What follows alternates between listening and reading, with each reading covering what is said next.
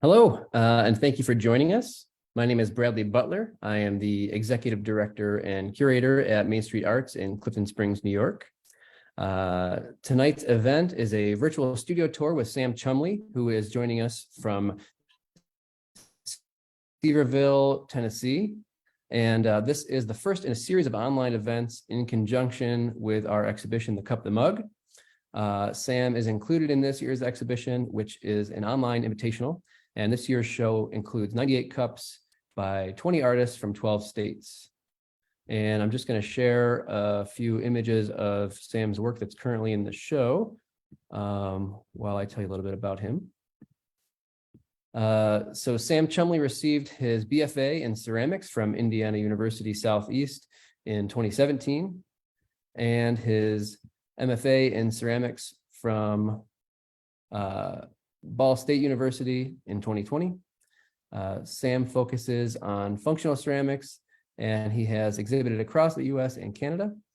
Sam currently maintains a studio practice and works as a studio technician for Aeromont School of Art and Craft. And there were supposed to be more than one image. Oh, here we go. I was going the wrong way with my arrows. So we'll look at these images of Sam's work in the show. As you can see, a lot of great texture and great design. And it's actually fitting that Sam is the first artist participating in these events because he was in the Cup the Mug in 2017, 2018, and 2019. The show has changed since then. From 2015 through 2020, it was a national juried exhibition, and it was held in the gallery in person. And actually just right next to me here, it is now our library. Starting in 2021, the Cup the Mug is now an online invitational exhibition.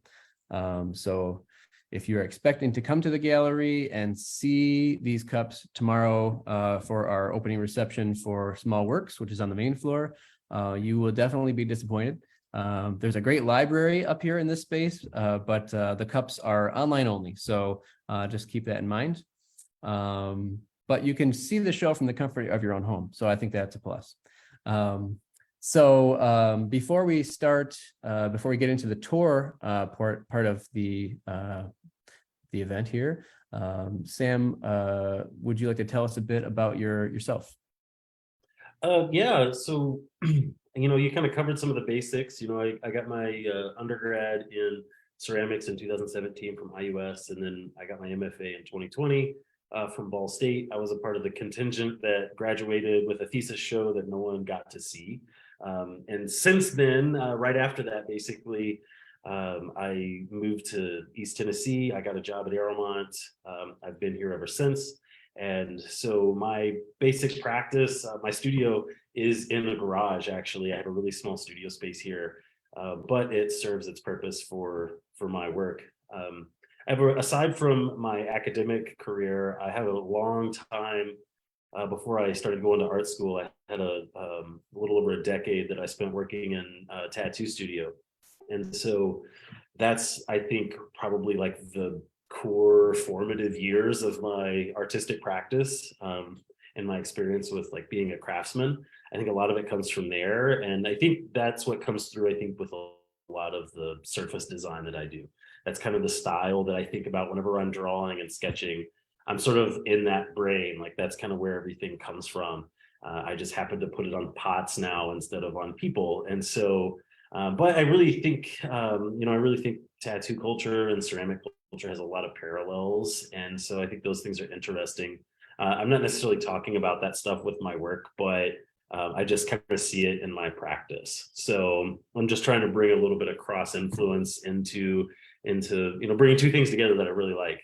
And so that's kind of the catalyst for my creative process. That's sort of how I operate. Great. And yeah, I mean, did you see that as a kind of a natural transition, or was it kind of a switch you flip? Like, I don't want to do this anymore. I like it, but I really want to see what this ceramics thing is about. I came into ceramics kind of accidentally. I was going to art school. I was working on my BFA, and I had taken all of the printmaking and drawing classes that I could take before I was forced to take a ceramics class to finish my like foundation credits. They wouldn't let me take any more drawing classes. They're like, oh, you need to take this intro to ceramics to finish out your fundamentals before you can go any further. And I was like, man, I really don't want to do this. And I took a ceramics class. At that point in time, I had been working in the tattoo studio for a long time. And that's working in the studio and working for my brother in another small business. That was how I was paying for school. And so I was very much entrenched in that life. And so when I took intro to ceramics, it kind of it took me by surprise. You know, at that point in time, I thought I would go to school for like drawing or printmaking. Those were my passions. And then I took clay and I was really bad at it. And I really struggled with it. And I think that hooked me. I think it was that struggle that made it a challenge. And so like I had to like overcome it. So I really focused in on ceramics, and it seemed like kind of the deeper I got into it, I was like, you know, I really want to do something with this. I want to pursue it. And at that point in time, you know, I think I'd been tattooing for about 10 years or so. And, you know, I was doing that and it was really good money. I liked working in that business. I was making pretty decent money and it was putting me through school. But also I saw it as having a shelf life. And I kind of was like, man, I want something that's going to feed me like, you know, with longevity. You know, there's no benefits when you're a tattoo artist. You know, there's no insurance. There's no, you know, there's none of that stuff. And so I saw ceramics as a potential to get into academia, and where I could potentially get like a teaching job and maybe, you know, get like a tenure track job and have, you know, benefits and that sort of stuff. So that was my original, like, I'm going to focus on this like professionally. Now looking back, that was a little naive, I think, in thinking, but that just kind of changed my life a little bit. And so I got out of tattooing. I sort of gradually transitioned out, and I was a little burnt out on it too, because I'd done it for so long, and it's just different. You know, you're doing things for other people rather than making the thing you want to make. So I was a little burnt out on it. But nevertheless, that still, you know, that still exists with me every day. That's just, you know, that's just part of who I am, and that, you know, coming up in that. So so I think that transition sort of happened. It was a little bumpy, I think, but I think it was natural. You know, going into clay, like going into something I didn't know anything about and starting from scratch as someone in their like mid to late 20s was kind of weird. I think a lot of people didn't understand it. I didn't fully understand it, but like I just felt compelled to do it. And so it was one of those things. It's like stick with what's making you happy rather than like what makes sense. So that was my transition.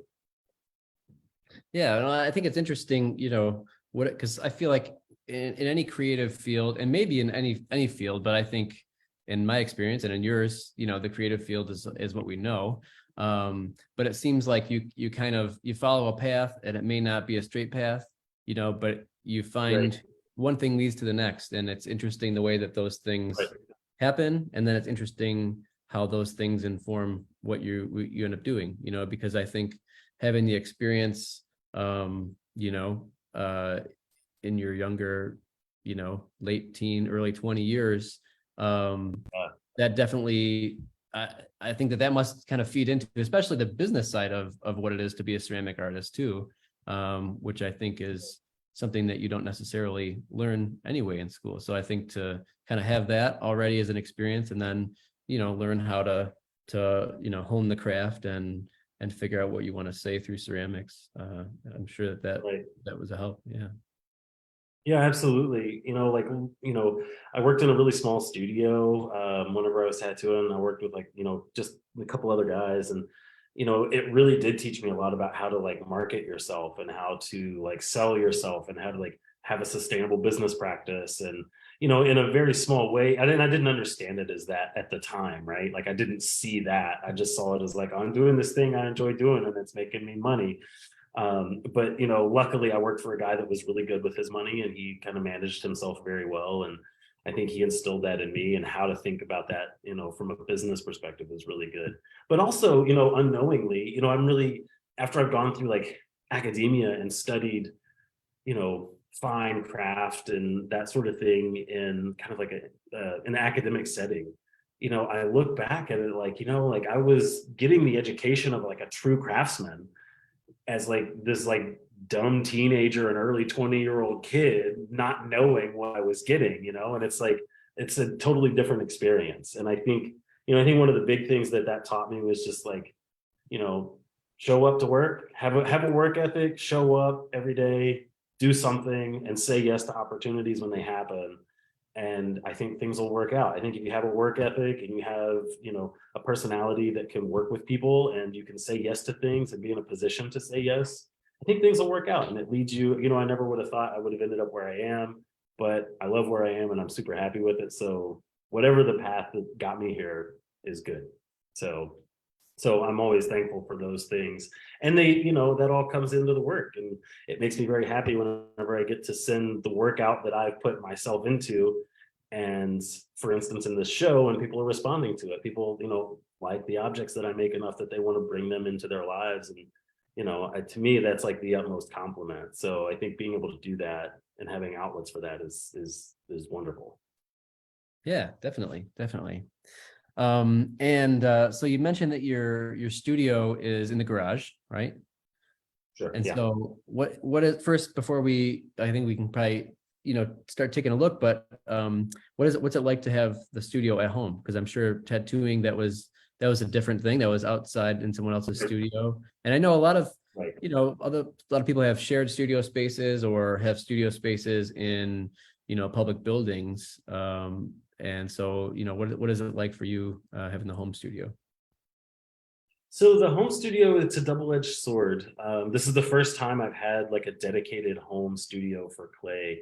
I, had always had studios at school, whether I was in my undergrad or in grad school or whatever, I had, there was a separation. And so, but, I was there during those times focused, and that was like the sole focus of my existence was like being there and doing that creative work. But after grad school, now that I'm working, I work a 40-hour week job. And so my studio practice is like the small part of my life now. So that dynamic is different. But I think because of that, it's crucial to have a home studio because I can come home, I can cook a little bit of dinner, I can come in the studio and just start working before I lose steam for the day. I'm not spending time commuting. Or I can come home and I can just jump right in the studio, heat up some leftovers, and I can stay in. It's like, all right, cool. Like it's 11 o'clock, I'm getting tired. I can wash up, I can walk in my house, wash off, and like go to bed. And I don't have to be like, oh, I need to leave a half an hour earlier because I got a half an hour drive home. It's so nice to have the home studio. It's really great. The downside to that is I don't have a clay community in my studio space, in my working space. I think some of the really good times that I had in school were whenever there was someone else that was really driven in the studio. I remember those times. It's like those impromptu conversations that you get to have with people whenever they're just walking by and seeing you do something and they respond to it and you talk to them about it. You don't get that here. I don't have that. So that's a little hard sometimes because it's like, man, it'd be really great to just like show this to someone and get some impromptu feedback. But I don't get that anymore. Now the trade-off with that is I work at Aeromont, so I'm seeing different artists every week come through teaching classes, and I'm sort of talking to them. Not that I'm talking to them about my creative practice, but those impromptu conversations sort of happen then whenever like it's somebody that knows me or knows my work. So it just happens in a slightly different capacity, but I don't know. I think I do well by myself. I'm not like a huge social person. I definitely like my personal space and my quiet time, but I do see like sometimes it's like the benefit of having other people around the studio. I don't have it, but having a studio space at home is wonderful. I can multitask. I like to bake, so it's like I can work in the kitchen and then bounce into the studio, and it's like I can kind of do that back and forth, and I operate really well that way. So that's kind of nice. It does get cold in here though. Like I have just like a basic garage door. And so sometimes it gets really cold. So sometimes in the wintertime, we don't get long bouts of deep freeze temperature down here, but sometimes whenever it's going to dip into the 20s for a few days, I got to like bring stuff inside so that it doesn't freeze. And I got to run a space heater if I want to be out here working and that sort of stuff. And vice versa in the summer, it's super humid here. So I may throw pots that take like 2 weeks to dry because it's so damp. Like I'll get like 75, 80% humidity in my studio sometimes. kind of wild. So the physical nature of clay could be a little frustrating here sometimes in this studio environment. But but my studio is a garage, so like the back third of it has it's got road bikes and mountain bikes and a shop vac and tools, and then the front 2/3 is like workspace. So it's an interesting balance here, but that's just that's the reality of renting a home that's got an attached garage to it. It has to be a garage too. So it's kind of wild, but fun. Yeah, yeah. No, I mean, it's just great to have space that's you don't have to go far. I think that's the biggest selling point for sure. So Right. Right. And I um do split. I guess that's one thing worth mentioning is I do split. Like I have, I've got my clay practice, but I also have like my printmaking that I do. And so like printmaking doesn't happen out here. This is only clay. I have a spare bedroom where I do like my screen printing and that sort of stuff. And that's where I keep all my finished pots so I'm not having to like clean dust off of everything. So I do have an indoor space for that. We won't go in there, but so it kind of happens in two separate places. It's like too much to have clay and screen printing in the same space for me, because I'm sort of doing those things like simultaneously at times, and so it's just too much. But that can be like my segue into showing you around if you want me to show you kind of the basic setup here. yeah, that'd be great. Cool. Well, I'm gonna try to gently pick up the laptop here. So behind me here, you can kind of see is just it's a simple little storage rack. That's where I keep a lot of my basic clay tools, I don't know, like little brushes and like, little hand building tools and that sort of stuff. I also keep I keep my underglazes and things like that on there. I have a lot of bats and things like that up top. So it's sort of organized, but not really. I'm one of those people that'll organize my space, and as soon as I work in it, it's unorganized. But then you can come down through here. So this is my workbench. It's just like a really simple like MDF top workbench. And then I'm just trying to like move it where I can see things and see what's going on. So as I'm working on things, these are my damp boxes. Like I'll work things down, I'll store them in there. I have more of those too that I store towards the back of the room. I have a couple screens that I put up here just on top, just so I can kind of show you guys some process stuff later on if you want to see. But then back there is my wheel with that super bright light right above it. So usually I shine that down like right where I'm throwing. It looks a lot more intense there. And so that's the entryway to my house right there. Pretty simple. And then over here is just another shelf this is where I store all of my grainware. Like after I'm done working, like once I've done all the transfer processes and that sort of stuff, things are like ready to dry, ready to go to the kiln. I just let things sit here until it's time to take it to get fired. And then back over here, so circling back, this is where I was sitting earlier. And this is like a plastic top table. Right here, I use this as the surface whenever I'm doing slip transfers. I use this to brush the slip on my transfers, just so I'm not slopping wet clay all over my nice wooden top table. And so that's pretty much it. It's it's pretty simple setup. There's nothing too extravagant in here. It's bare bones. I have a minimal set of tools that I use. The wheel is the biggest thing. That's where most of my work starts. I'm currently building some molds and things like that right now to kind of get into a little bit more hand building. But yeah, that's pretty much the basic setup here. So it's super simple, nothing too extravagant. It's just kind of like a really simple workflow, but this accommodates the level of work I'm able to do. I don't make hundreds of pots a month. I might make 10 pots a month. I might make 20, or if it's a busy month, I might make more than that. And then I might go a month or two and not make any pots. It really just kind of depends. So that's kind of how the setup is. Yeah, I don't know. It's pretty simple. That's great. And I like the idea that you're making pots in the garage. You've got you're making baked goods in the kitchen, and then you're making prints in the spare bedroom. I think that's great. Yeah, and that was like a thing. Like after I moved down here, I realized it's like, whenever I was looking for a place, I knew like, I need a place with a garage so that I can I don't want to work with clay inside the house. Just I work with red clay a lot and I know how I work. There's some people that work really clean. I'm not that person. And I know that about myself. And so I wanted a garage where that was separate. And so I realized it's like, oh, I'm not renting a house. I'm renting one expansive studio space. Because whenever I'm printing, there's just like prints, like I will cover the entire floor of the house, like all over. It's just covered in prints. Because if I'm gonna go to the trouble to make a mess, like I'm gonna like get as much out of it as I can. So yeah, so it's pretty cool. I like it. And it gets a little hard sometimes, like I have a lot of family that'll come visit me and they'll like, they'll come over and they'll be like, what's going on here? And I'm like, oh, I was working on this thing. And they don't get it because like they're not makers and they don't understand. And it's like, I get it. It probably looks weird if you're not here and in the mindset. So it's kind of funny. So I'm always terrified my landlord's gonna like show up whenever I've got like things everywhere. They're gonna like, like kick me out because they think I've like lost my mind or something. Yeah. So, but it's not everyone can understand the creative process for sure. exactly. And like, no, that's not a spare bedroom. I'm sorry, you can't stay here. That's my printmaking studio. That's my print studio. Exactly. Yeah, exactly. So it's hard to explain that sometimes, but it is what it is. Yeah. And so you mentioned some hand building in addition to the wheel. How much, what would you say the percentage is for you of doing hand building and wheel throwing?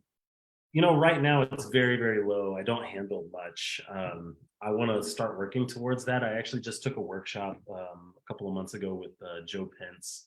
It was like slab building with hump molds, like that kind of a technique that he uses. And so I took that class because I was really interested in hand building, but it's like one of those things. It's like I haven't done tons of it.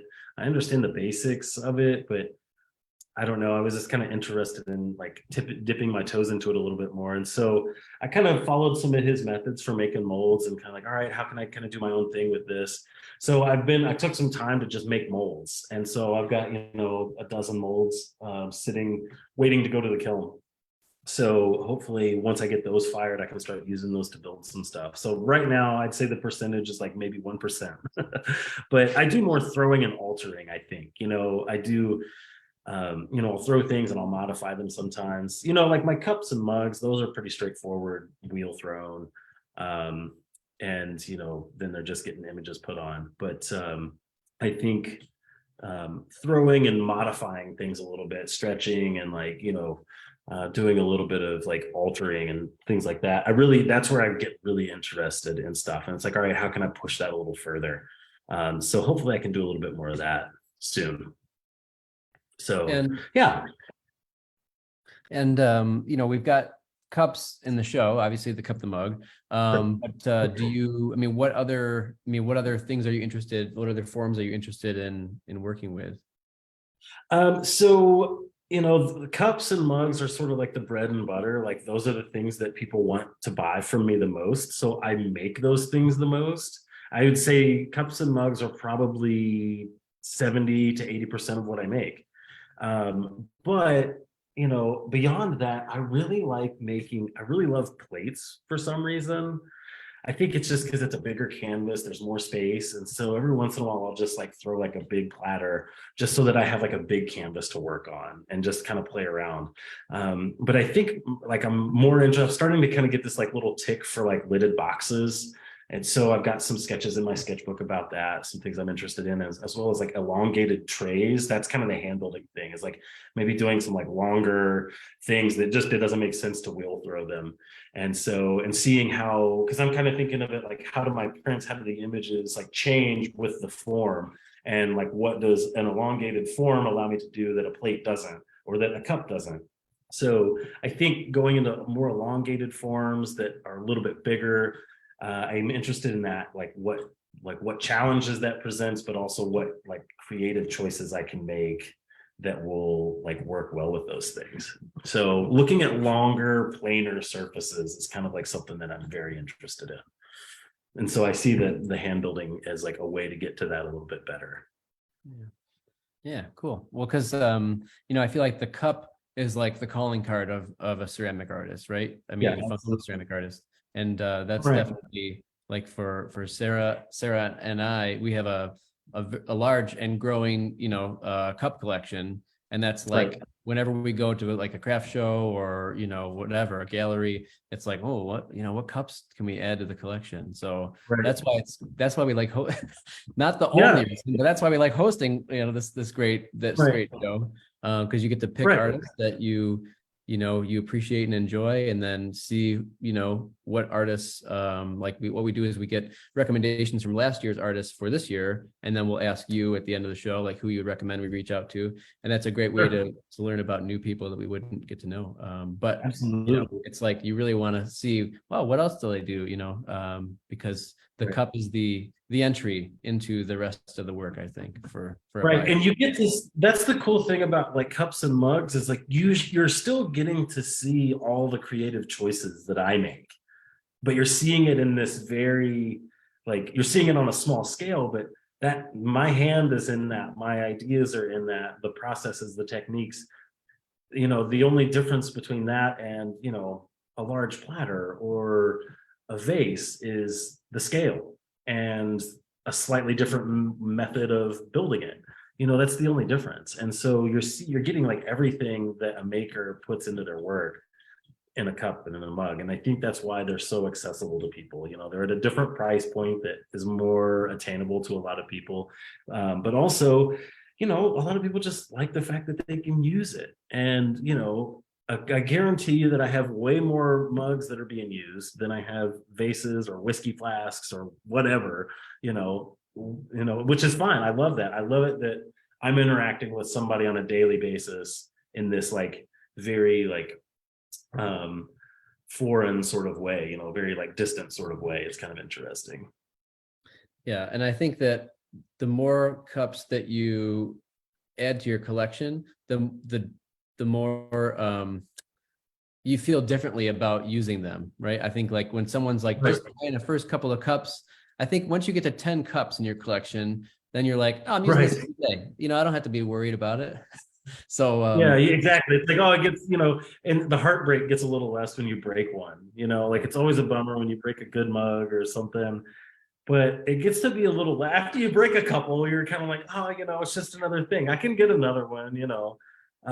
So yeah, like you kind of start to let go, we get a little looser with the preciousness. yeah, yeah, because it's definitely a unique work of art, but it's also unique because you get to use it, and I think that that's just a great thing about functional Right. work, especially when it goes beyond what you would think would be on a cup. I think is really an interesting thing what people do with it. So Sure, yeah. well, if anyone out there is interested in the cups that are left from Sam, I think we've just got 2 cups left of Sam's in the show. So you can see the exhibition at mainstreetartscs.org. You can either see the show by going to the exhibition page for the Cup the Muck 2022. You can learn more about each of the artists and then see their work on their own individual pages, or you can go to the shop page and navigate to the Cup the Mug 2022 category, and you can see all the work by all the artists there. And there's a lot of great work. Like I said, 20 artists in the show. And we're going to look forward to talking to more of the artists. You can take a look at the events page and see all of the upcoming events we're doing. So we'll be doing those through the duration of the exhibition. And we have artist talks on Tuesdays and studio tours on Fridays. And then there's one bonus Saturday studio tour. So Sam, I would like to thank you for being with us tonight, for being the inaugural event for this exhibition. I think it was great. Well, you have a killer list of artists that are doing this. I figured it's easier to set the bar than to rise to it. So I thought I'd just get in early. So no, there's a good group of people that are going to be doing studio talks and things like that. So it's good. I'm really happy to be included, and thank you guys for putting on the show.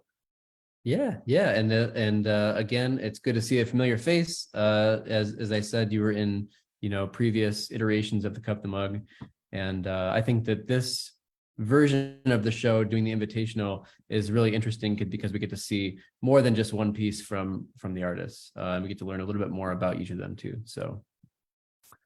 So thanks again, and we'll see everyone out there. Tune in to the next event, which will be Tuesday, next Tuesday at 7:30 p.m. Eastern Standard Time. So thanks for joining us, and have a good night.